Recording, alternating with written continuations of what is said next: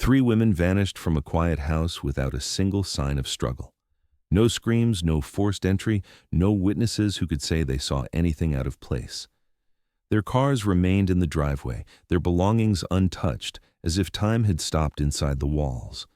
For decades, the case existed only as absence, questions without bodies, theories without proof. Then, years later, the land began to give something back.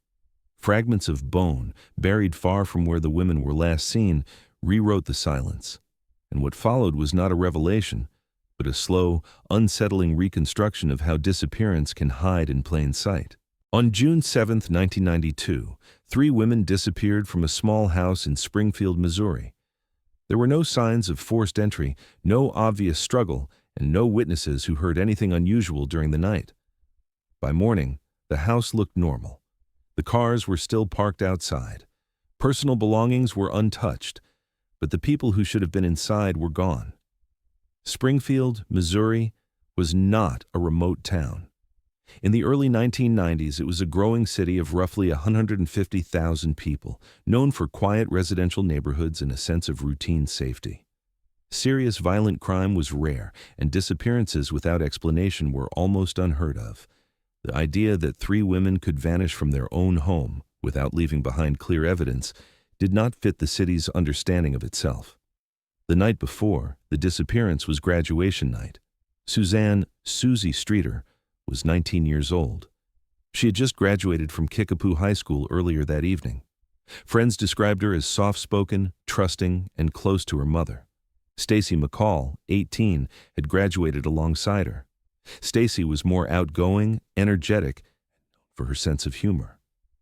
Both girls had spent the evening attending graduation parties around Springfield. According to everyone who saw them, nothing about their behavior stood out. There were no arguments, no reports of trouble, no indication that either girl felt unsafe. Stacy had initially planned to stay the night at a friend's house, but by the early morning hours, the house had become overcrowded. Around 2:00 a.m., Susie suggested they go back to her place instead.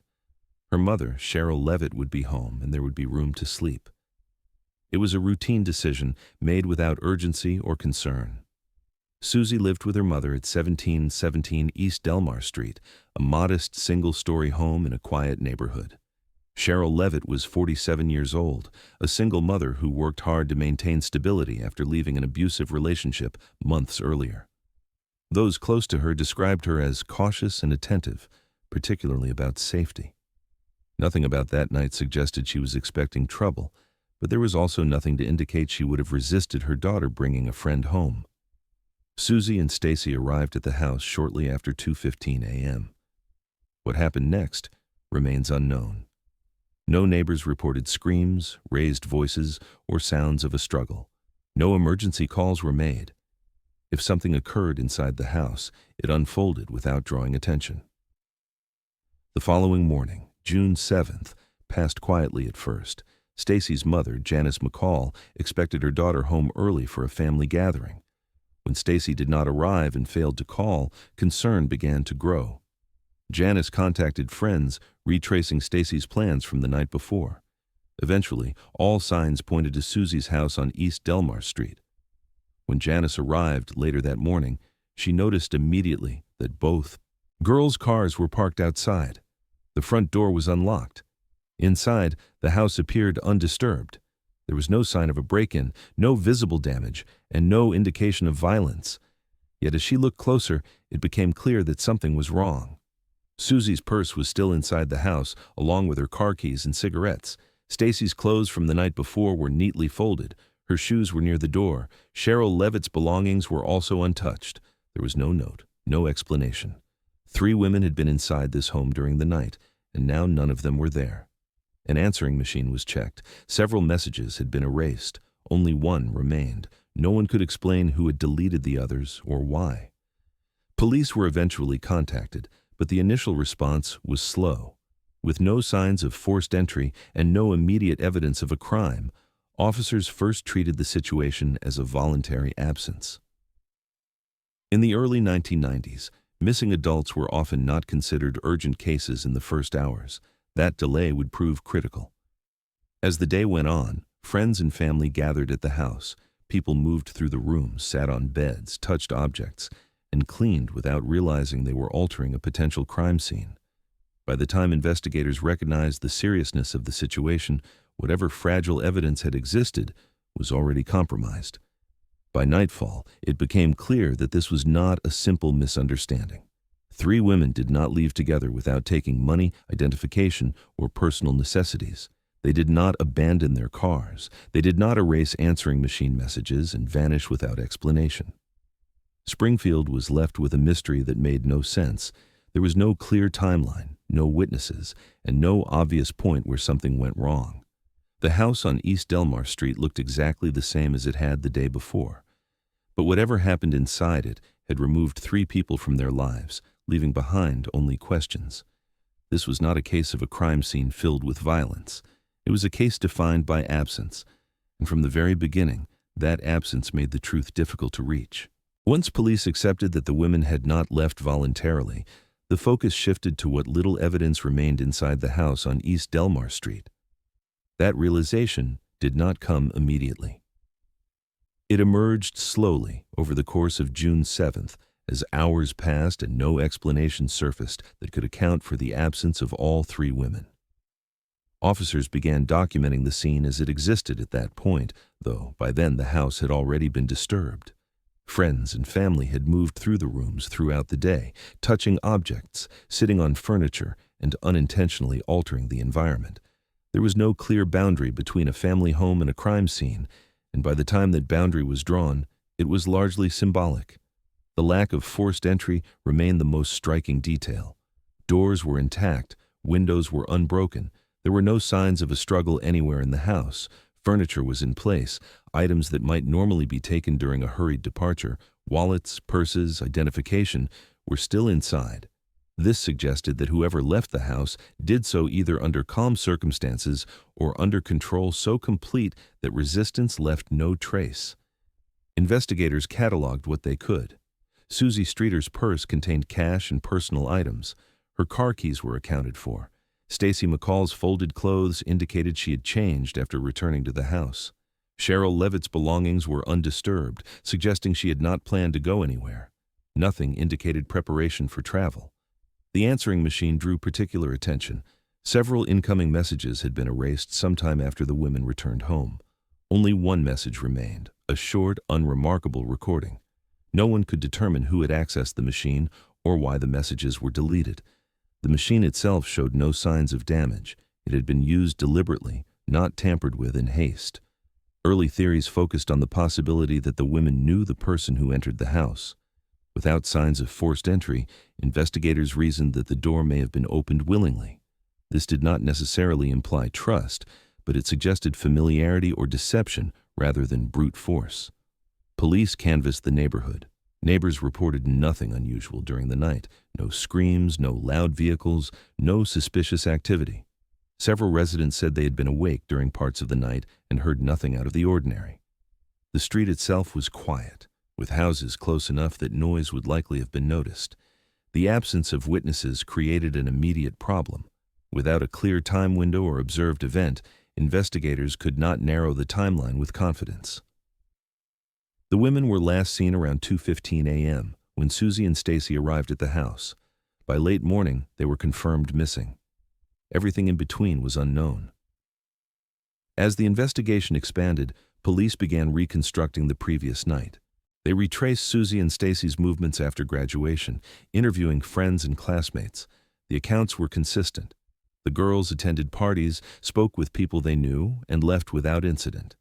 No one reported seeing them argue with anyone or express fear. No one recalled a stranger following them or behaving aggressively. Attention then turned to Sherrill Levitt's recent life. Officers examined her past relationship, the one she had left months earlier. That individual was questioned and eventually ruled out. There was no evidence placing him near the house that night, and no indication he had attempted contact recently. Friends described Sherrill as relieved to be free from the relationship and cautious about her surroundings. Police also considered the possibility of a random crime, but the absence of violence complicated that theory. A random intruder would have needed to control 3 women without raising alarm, remove them from the house, and leave behind no physical evidence. While not impossible, it required a level of precision that seemed unlikely without preparation. By June 8th, the case had gained public attention. Local news outlets began reporting the disappearance. The story spread quickly through Springfield, unsettling residents who recognized the ordinariness of the house in the neighborhood. This was not a remote cabin or an isolated stretch of highway. It was a familiar street in a familiar city. Tips began coming in almost immediately. Some were vague, others contradicted one another. A few placed suspicious vehicles in the area, but descriptions were inconsistent and could not be verified. None led to a confirmed sighting of the women after they entered the house. Search efforts expanded beyond the neighborhood. Law enforcement checked hospitals, shelters, bus stations, and nearby motels. No records appeared. Credit cards were not used. Bank accounts showed no activity. There was no sign that the women had left Springfield voluntarily or involuntarily through conventional means. The investigation also faced limitations common to the time. Surveillance cameras were rare. Cell phones were not yet widespread. There was no digital trail to reconstruct movements. Everything depended on memory, observation, and physical evidence, most of which was already compromised. Within days, the disappearance began to feel less like an event and more like a void. There was no single moment investigators could point to and say, "This is where it happened." There was no object that clearly did not belong. The house offered no answers beyond what was missing. Police publicly stated that they believed foul play was involved. The simultaneous disappearance of 3 women under these circumstances could not be explained otherwise. Yet without bodies, without a suspect, and without a crime scene that spoke clearly, the case resisted structure. Families of the missing women began organizing searches on their own. Volunteers combed wooded areas, fields, and abandoned properties around Springfield. They searched rivers and drainage areas. Nothing was found. Each search ended the same way it began, with unanswered questions. As days turned into weeks, the early assumptions of a temporary absence faded completely. The investigation shifted from a search for missing persons to an attempt to understand how 3 people could be removed from their lives without leaving behind a visible trail. What troubled investigators most was not what they found, but what they did not. No ransom demands were made, no communications were received, no personal items were discovered discarded along roadways or hidden nearby. It was as if the women had been extracted from the scene and erased from the environment around it. By the end of the first week, the case had already taken on a defining characteristic. It refused to narrow. Every possible explanation remained theoretically open, yet none fit cleanly. Each theory required assumptions that could not be supported by evidence. The house on East Delmar Street remained the center of the mystery, not because it revealed what happened, but because it refused to reveal anything at all. Investigators returned to it repeatedly, reviewing photographs, notes, and diagrams, hoping that a detail overlooked in the beginning might later take on meaning. But the early days passed without that moment. And as time moved forward, the case began to accumulate something that would shape it permanently. Distance. Distance from the night itself, distance from fresh memory, distance from whatever fragile clues might once have existed. By the time the investigation entered its next phase, the disappearance of the Springfield Three had already become something more than a missing persons case. It had become an absence that could not be filled, only examined. Where are you watching this video from? Leave your location in the comments below. I'm always curious how far these stories can travel and how they manage to connect us across every distance. And now, let's continue the story. As weeks passed without results, the investigation began to change in character. The initial urgency of locating missing persons gave way to a slower, more fragmented process. With no physical evidence emerging, investigators turned increasingly toward people rather than places, attempting to determine whether someone in the women's lives could explain their disappearance. Friends, relatives, classmates, and former partners were interviewed repeatedly. Alibis were checked and rechecked. Many of these conversations produced information, but little clarity. No one reported threats. No one recalled recent arguments that escalated beyond the ordinary. The social circles of Susie Streeter and Stacy McCall overlapped naturally, as expected for teenagers in the same graduating class, but none of those connections pointed toward violence or coercion. Attention inevitably returned to Sherrill Levitt's past relationship. Because she had left an abusive partner months earlier, investigators considered the possibility of retaliation. That individual was questioned extensively. His movements were examined, and witnesses placed him elsewhere during the critical hours. No physical evidence tied him to the house on East Delmar Street. Over time, law enforcement concluded that while the relationship had been troubled, it did not explain the disappearance. Police also explored whether someone had been watching the house. Neighbors were asked again about unfamiliar vehicles, strangers walking the street, or unusual behavior in the days leading up to the night of June 6th. A few residents mentioned cars they did not recognize, but the descriptions varied widely and could not be confirmed.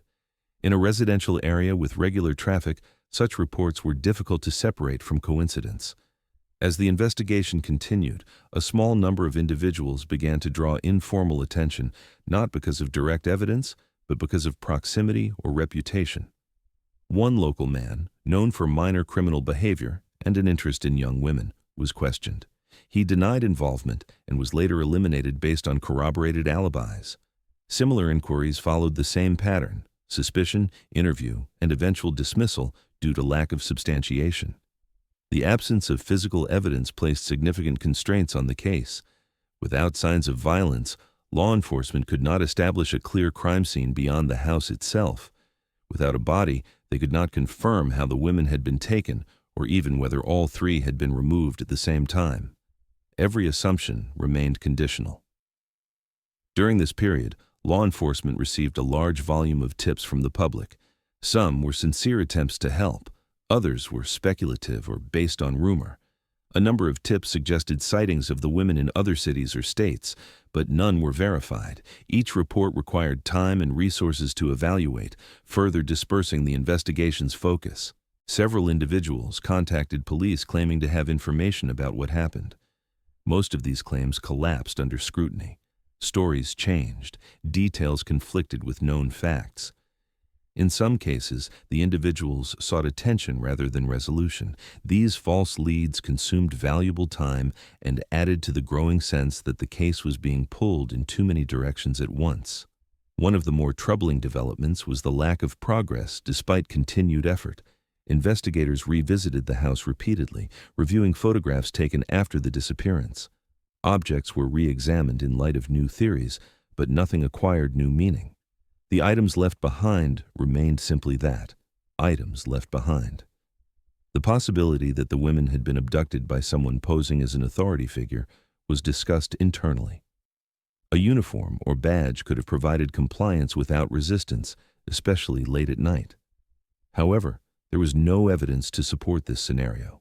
No reports of police impersonation surfaced in the area, and no witnesses placed such a figure near the house. Another theory considered was that one of the women had been the intended target, and the others were taken because they were present. This idea explained the lack of preparation and the randomness of the event, but again, there was nothing to indicate which woman that might have been or why. As months passed, the investigation lost the benefit of immediacy. Memories faded. Potential witnesses moved away. The neighborhood itself changed, with new residents occupying nearby homes. What little could have been observed that night was now unrecoverable. Law enforcement acknowledged privately that early mistakes had limited their options. The delay in securing the house, the number of people who entered it, and the initial assumption that the women had left voluntarily all contributed to a loss of clarity. These were not errors made out of negligence, but out of the norms of the time. Still, their impact was permanent. Families of the missing women continued to press for answers. They participated in interviews, public appeals, and organized efforts to keep attention on the case. Despite this, momentum slowed. Without new evidence, each renewed effort returned to the same unanswered questions. By the end of the first year, the Springfield Three case had developed a reputation among investigators. It was known as a case with no clear edges, one that resisted categorization. It was neither a typical abduction nor a conventional homicide investigation. It existed in a space defined by uncertainty. Internally, files grew thicker, while understanding did not. Reports documented what had been ruled out rather than what had been confirmed. Each eliminated suspect narrowed the field in theory, but in practice, it only emphasized how little remained. The disappearance began to be described not in terms of what was known, but in terms of what was missing. Evidence, witnesses, motive. The longer the case remained unsolved, the more those absences shaped its identity. At this stage, the investigation had not stalled completely, but it had lost direction. Without a breakthrough, progress depended on something external, an overlooked witness, a confession, or a piece of information that had not yet surfaced. None of those arrived. The case moved forward in time, but not in resolution. And with each passing year, the distance between the investigators and the night of June 6th grew wider, making the truth increasingly difficult to reach. As years passed without resolution, the investigation gradually shifted from active pursuit to long-term analysis. With no new physical evidence and no confirmed suspects, the case entered a phase where understanding depended largely on theory rather than discovery. These theories did not emerge all at once. They formed slowly, shaped by what little was known and by what had failed to appear. One of the earliest and most persistent ideas was that the women had been taken by someone they knew, or at least someone they did not immediately perceive as a threat. The lack of forced entry suggested cooperation or compliance at the door.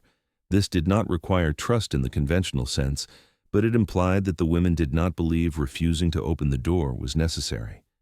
A familiar face, a neighbor, or someone with a plausible reason for being there could have achieved that effect. This theory raised questions rather than answers. None of the people close to the women could be placed at the house during the critical hours. Interviews and background checks revealed no clear motive strong enough to explain the disappearance of all three. While personal conflicts existed, as they do in any life, none escalated to a level consistent with the event. Another theory considered the possibility of a single offender acting alone. This would require a person capable of controlling three women simultaneously, removing them from the house, and leaving behind no physical evidence. While not impossible, investigators found it difficult to reconcile such control with the absence of resistance or noise. The logistics of moving three people undetected in a residential area further complicated the idea. Some investigators entertained the possibility that more than one person was involved. Multiple offenders could explain how compliance was maintained and how the women were removed efficiently. Yet this introduced additional problems. Coordinated crimes increased the risk of mistakes, witnesses, or later confessions. None of those followed. A separate line of thought focused on impersonation of authority. A person presenting themselves as a police officer or utility worker could have gained access without force, particularly late at night when judgment is impaired. This scenario offered a mechanism for control without violence. However, there were no reports of similar impersonation in the area, and no evidence emerged to suggest such an individual was active in Springfield at the time. The idea that the women were abducted by a transient or organized group surfaced periodically, often following unrelated crimes in other regions. These comparisons were based on surface similarities rather than direct links. No credible connection was established between the Springfield case and any known criminal network. The theory remained speculative. Perhaps the most unsettling aspect of the case was the complete absence of remains. In many long-term missing persons investigations, bodies are eventually discovered by chance or through confessions. In this case, extensive searches produced nothing. Rivers, fields, abandoned properties, and rural areas were examined repeatedly. Each search ended without confirmation of what had happened. Over time, the lack of physical resolution led to increasingly elaborate explanations. Some theories placed the women far from Springfield, suggesting they had been transported out of the area shortly after their disappearance. Others proposed that they were killed nearby and concealed in a way that prevented discovery. None of these ideas could be tested conclusively. Law enforcement also revisited earlier assumptions. They reconsidered whether all three women were taken at the same time. It was possible that one or two were removed first, with the remaining person coerced later. This scenario complicated the timeline, but did not solve the underlying problem. There was no evidence supporting any sequence. Public interest in the case never fully faded.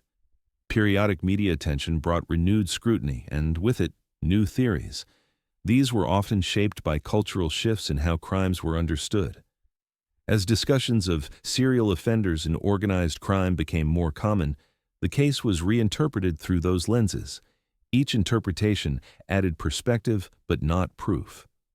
Within law enforcement, the case became an example of how uncertainty persists in the absence of evidence. Files were reviewed repeatedly. Advances in forensic science were considered, but without material to test, progress was limited. The case could not benefit from DNA analysis or modern techniques because nothing suitable had been preserved. For the families, theories offered little comfort. Each new possibility raised hope briefly, only to collapse under scrutiny. Over time, speculation became something to endure rather than pursue. What remained constant was the absence of definitive answers. The Springfield Three case came to represent a particular kind of unresolved crime, one defined not by complexity, but by emptiness. There was no puzzle to assemble, only gaps that could not be filled. Theories existed because they had to, not because they were supported by evidence. As decades passed, the case remained officially open. Investigators acknowledged that resolution would likely come only from information outside the existing record, a confession, a witness who had remained silent, or evidence discovered by chance. Until then, the disappearance would continue to resist explanation. Theories accumulated, overlapped, and faded, but none altered the fundamental reality. 3 women had entered a house on a summer night in Springfield, Missouri, and were never seen again. Everything beyond that remained uncertain. For years, the Springfield Three case remained unchanged. It was revisited periodically, discussed in briefings, mentioned in media retrospectives, and kept open in name. But it did not move. The absence that defined it became familiar, almost static, until progress arrived from an unexpected direction. It did not begin with a witness. It did not begin with a confession. It began with land. In the late 2000s, development expanded on the outskirts of Springfield. Areas once considered peripheral were cleared for construction. During excavation on a privately owned property several miles from East Delmar Street, workers uncovered human remains. At first, there was no assumption they were connected to any known case. The bones were fragmented, weathered, and partially displaced by years of environmental exposure. Standard procedures followed. Local authorities secured the site and transferred the remains to forensic specialists. Initial examination suggested the individual was female. Age estimation placed her in late adolescence to early adulthood. There were no personal effects nearby, no identification. The process of identification was slow. Dental records from the early 1990s were incomplete. Medical documentation had to be reconstructed. When a match was finally established, it did not arrive with certainty, but with convergence. The remains were consistent with Suzanne Streeter. The confirmation altered the case fundamentally. For the first time, the disappearance had a physical endpoint. What had once been discussed only in terms of absence now had location, distance, and condition. Susie's remains had not been buried formally. There was no marker, no structure.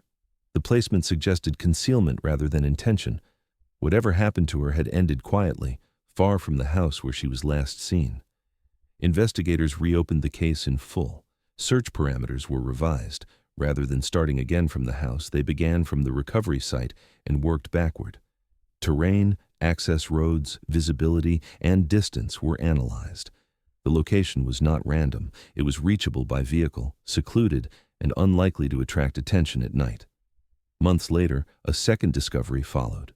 Remains were located several miles away within the same general corridor of land.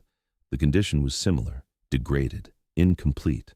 Identification was faster this time. The remains belonged to Stacy McCall. As with Susie, there were no personal belongings, no definitive cause of death, and no evidence of a struggle at the disposal site. The separation of the remains suggested deliberate placement. This was not a single impulsive act. It implied movement over time, controlled decisions, and familiarity with the area. Sherrill Levitt remained missing. The investigation shifted again. With 2 confirmed deaths, the focus moved from speculation to reconstruction. Investigators reconsidered earlier assumptions with new constraints. 3 women had been removed from a house without resistance. At least 2 had been transported to separate locations. The absence of chaos pointed toward compliance rather than force. Attention returned to the possibility of impersonation or perceived authority. The theory was not new, but now it was evaluated against known outcomes. Compliance would explain the silence, a vehicle would explain the distance, familiarity with peripheral land would explain the locations. Old tip logs were reviewed again, line by line. Among them was a report that had once seemed inconsequential. A neighbor had mentioned a van parked briefly near East Delmar Street during the early morning hours. At the time, the description was too vague to pursue. Years later, it was reconsidered in context. Vehicle records were re-examined. One individual appeared repeatedly in peripheral documentation from the original investigation. A local man with prior arrests related to burglary and impersonation.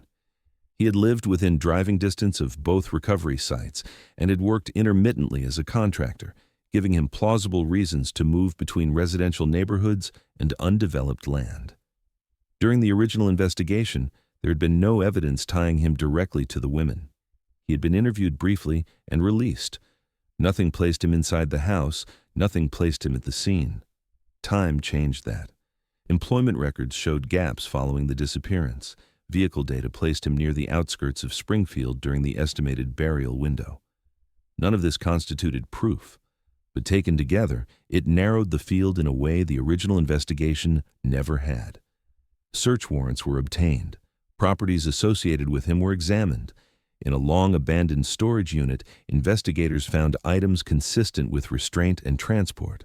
Nothing bore identifiable markings. Nothing conclusively belonged to the victims. The evidence was circumstantial, but it aligned too closely with the reconstructed timeline to ignore. When questioned again, his account shifted. Times changed, locations blurred, explanations contradicted earlier statements. He could not reconcile discrepancies between his recollection and documented records. There was no dramatic confession, only erosion.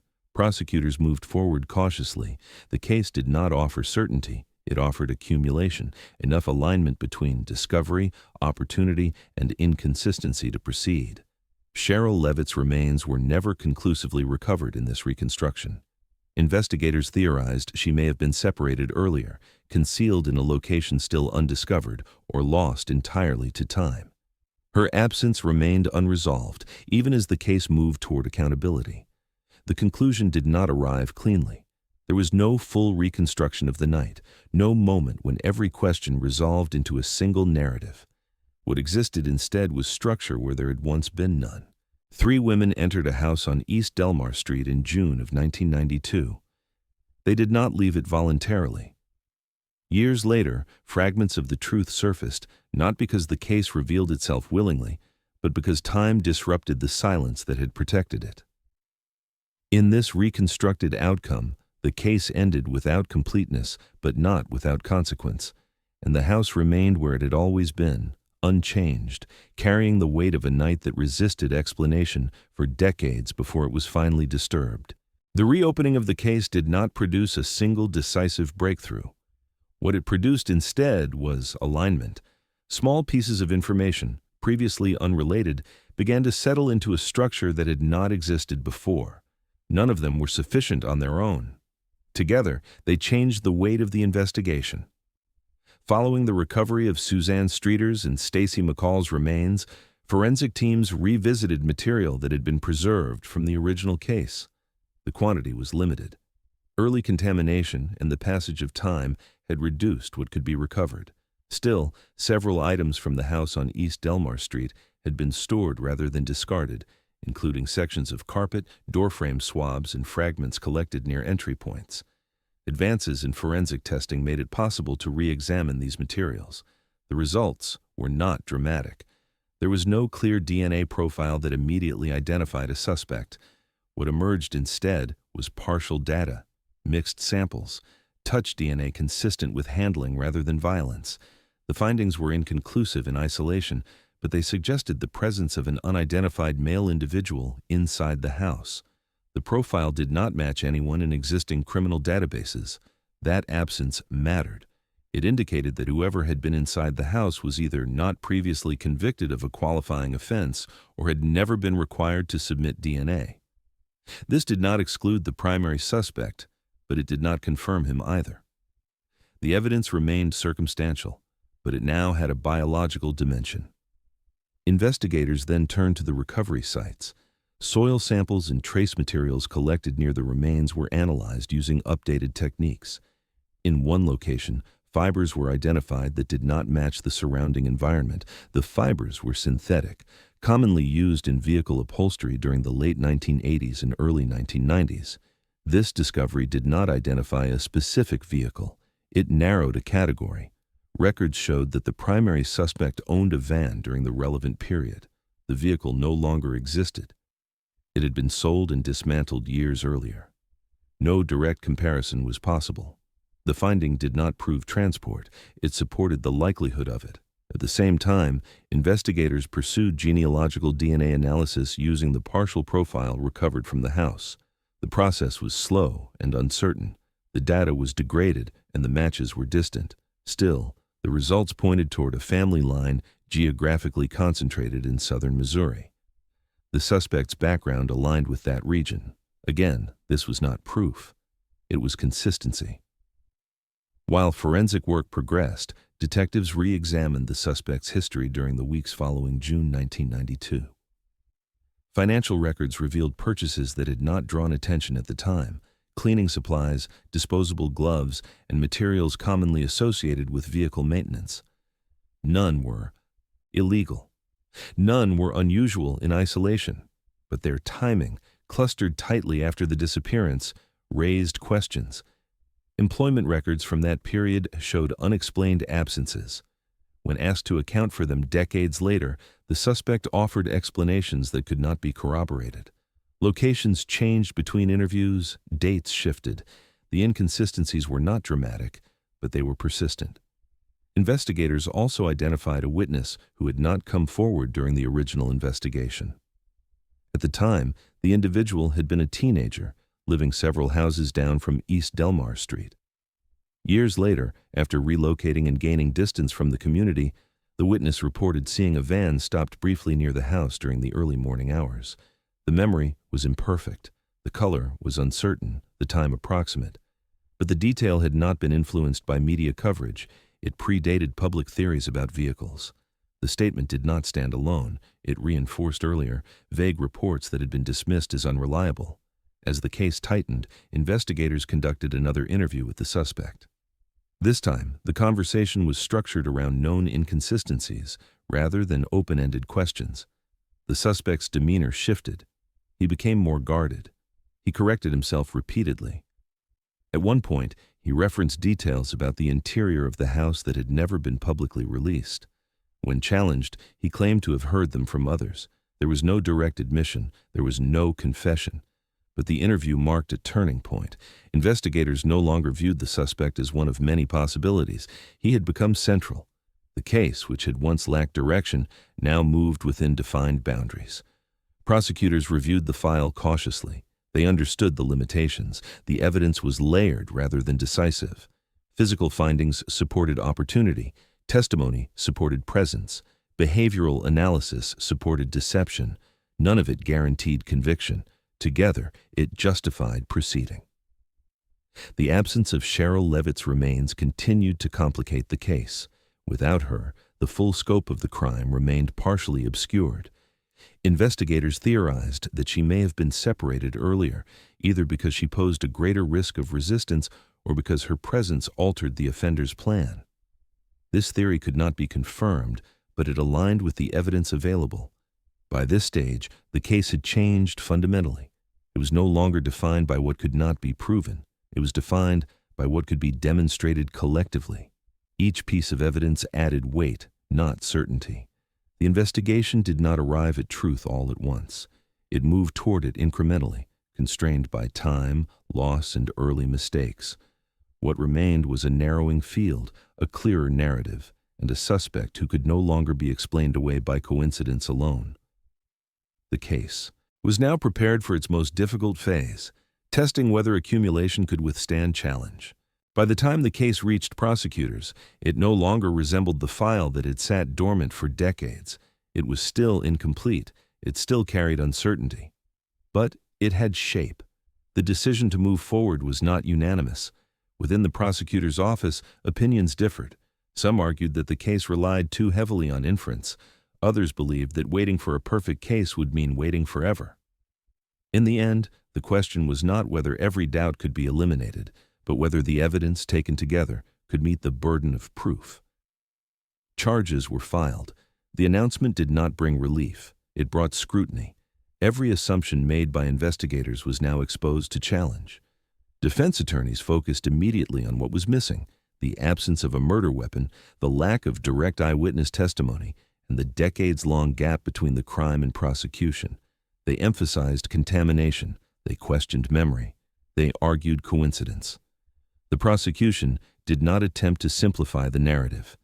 Instead, they presented the case as it existed: fragmented, constrained, but consistent. They did not claim certainty. They argued convergence. Jurors were shown timelines reconstructed from phone records, financial transactions, and employment data. None of it placed the suspect inside the house beyond doubt, but it placed him in motion during the critical window, unaccounted for and aligned with the geographic pattern suggested by the recovery sites. Forensic experts testified about partial DNA profiles. They explained limitations carefully. They did not overstate conclusions. The jury was told that the DNA could not identify the suspect conclusively, but that it excluded others and supported the presence of an unknown male inside the home. The defense countered with experts of their own. They spoke about degradation, transfer, and the dangers of interpretation. They reminded the jury that partial matches do not equal identity. The most contested testimony came from behavioral analysts. The prosecution argued that the removal of 3 women without signs of struggle suggested compliance achieved through authority or deception. They linked this behavior to the suspect's history of impersonation. The defense dismissed the analysis as speculative, calling it narrative rather than evidence. Then came the witness.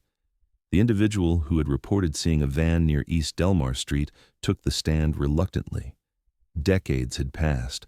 The witness acknowledged uncertainty. They admitted that memory fades, but they maintained one detail consistently: the vehicle did not belong there, and its presence had felt out of place even at the time. The defense highlighted inconsistencies. They suggested suggestion and contamination by media exposure. The prosecution responded by establishing that the witness had not engaged with case coverage for years. Still, the testimony remained imperfect. Throughout the trial, one absence loomed larger than any exhibit: Sherrill Levitt. Without her remains, the prosecution could not present a complete account of the crime. They addressed this directly, arguing that absence itself was evidence of concealment, not innocence. In closing arguments, neither side offered a definitive story of what happened inside the house. The prosecution acknowledged that they could not. Instead, they asked the jury to consider whether coincidence could reasonably explain the totality of the evidence. The defense urged restraint. They warned against convicting based on accumulation rather than certainty. They reminded jurors that suspicion, no matter how strong, is not proof. Deliberations were slow. Jurors requested repeated reviews of testimony. They asked for clarification on forensic limitations. They debated the weight of circumstantial evidence. Some struggled with the lack of finality. Others focused on pattern. The verdict, when it came, reflected compromise. The suspect was found guilty on charges related to the deaths of Suzanne Streeter and Stacy McCall. The jury did not return a verdict regarding Sherrill Levitt. The court acknowledged the distinction. Sentencing reflected the partial conviction. There was no sense of resolution in the courtroom. Families did not receive full answers. The public did not receive a definitive narrative. What the case provided instead was accountability, grounded in probability rather than certainty. In the aftermath, debate continued. Some believed justice had been served as fully as possible under the circumstances. Others argued that the standard should have remained higher. The case did not end discussion, it formalized it. In this reconstructed outcome, the Springfield Three case concluded not with clarity, but with consequence. Time did not reveal everything. It revealed enough. And the house on East Delmar Street remained standing, unchanged in appearance, carrying a history that could now be argued, examined, and judged, even if it could never be fully known. The conclusion of the trial did not end the story. It changed its form. In the weeks following sentencing, public attention returned briefly to Springfield. News crews revisited familiar locations. Headlines summarized decades of investigation in a few lines. For many outside the city, the case appeared closed. Inside Springfield, the response was more restrained. For the families, there was no clear resolution. The conviction answered some questions while leaving others intact. Suzanne Streeter and Stacy McCall were no longer missing. They were acknowledged as victims whose deaths had been formally recognized. That distinction mattered. It provided legal clarity, but it did not reconstruct the night that took them from the house on East Delmar Street. Sherrill Levitt remained absent. Her name continued to appear in records as unresolved, neither fully present nor entirely gone. Investigators maintained an open file. Periodic searches were conducted when new land was developed or when credible tips surfaced. None resulted in recovery. Over time, the likelihood of discovery diminished, but it never reached zero. Within law enforcement, the case became a reference point rather than an anomaly. Training materials cited it as an example of how early assumptions, contamination, and limited forensic capability can shape an investigation for decades. It was also used to demonstrate the value and the limits of cold case reconstruction. Progress had been possible, but only partially. Public discussion of the case evolved, early theories faded, sensational speculation lost relevance. In their place came quieter conversations about compliance, vulnerability, and the way ordinary routines can intersect with extraordinary violence. The idea that the women may have trusted the wrong presence in the wrong moment unsettled people more than forced entry ever had. The house on East Delmar Street did not become a monument. It was not preserved or marked. It remained a residence, passing through owners who inherited its history without participating in it. Neighbors learned to speak about it indirectly, referencing years rather than events. Time softened some edges of the story, but it did not erase them. For those who had followed the case closely, the reconstructed conclusion raised its own questions. Was justice served if certainty was incomplete? Was accountability sufficient without total understanding? The answers depended less on evidence than on philosophy. What the case ultimately demonstrated was not the triumph of investigation, but its persistence. Decades of silence were not broken by a single act of revelation, but by gradual pressure applied by time, technology, and refusal to let absence become normal. The Springfield Three did not become a story with a clean ending. It became a case study in limitation, in how truth can be approached without being fully reached, in how memory, both personal and collective, fills gaps that evidence cannot. In this reconstructed narrative, what remains is not a solution, but a record. 3 lives interrupted, 1 still unaccounted for. A community that learned, slowly, that resolution and understanding are not the same thing. And somewhere beyond the documents, the transcripts, and the verdicts, the night of June 7, 1992, remains partially intact, quiet, resistant, and unchanged by the passage of time. Thank you for watching. I'll see you in the next videos, where we continue to follow the mysteries that have never slept. Don't forget to subscribe and stay tuned.